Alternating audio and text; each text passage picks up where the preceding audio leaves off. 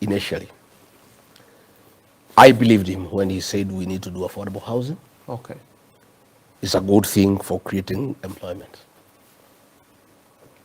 Even when he insisted on the housing levy, I told him Kenyans are complaining, but he insisted that let's do it because it's good to create employment. I went along with him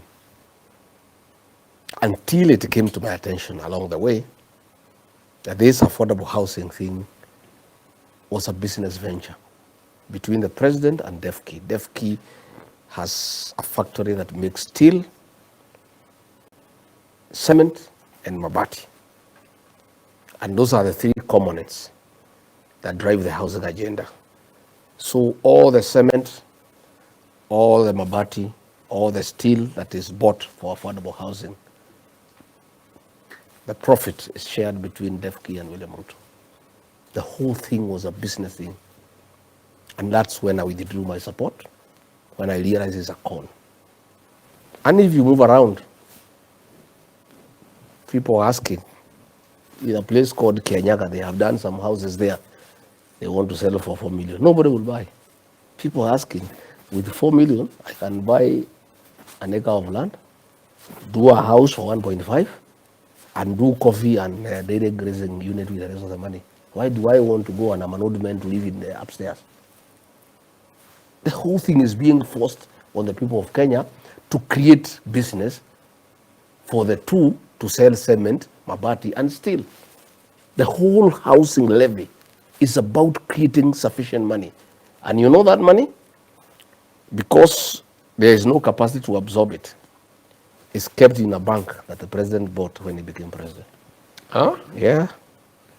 Wait a minute. Yes. We bought a bank? He bought a bank. That's where the money goes. Like local bank? Yeah, local bank. Which bank? I don't want to say the name. Do your research.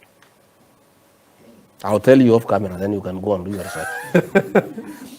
Oh, okay. Yeah. So there's a bank that has been bought to keep all this money in cash? Yeah, that's where the money goes. And it's actually taking all businesses from Equity, from Cooperative Bank, from all other banks have lost money from government to this particular bank that the president bought through some proxies.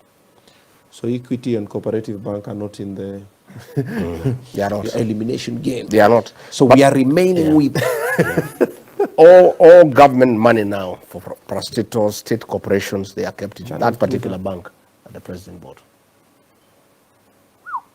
Yeah. Oh, wow. Why are our taxes so high though? To keep the president going. He needs to travel to China. He needs to get money through a niece. People must pay for that money. He's not going to get it from his pocket.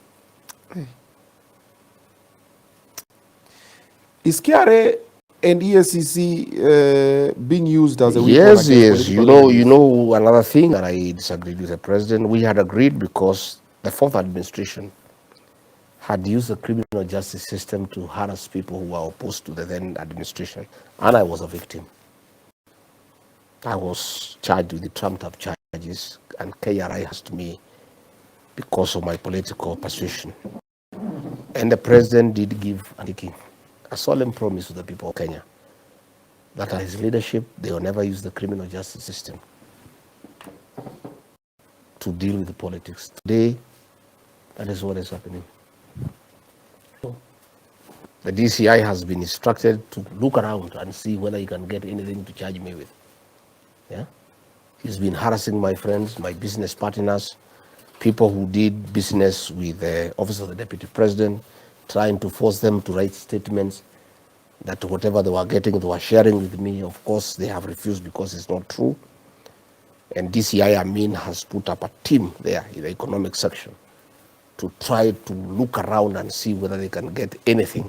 They can incriminate and open criminal charges against me.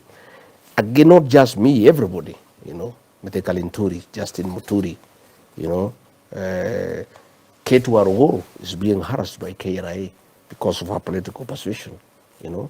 Many people are quiet and they are telling me, please, we'll come and join you the last 6 months because if we do, KRA will come for us.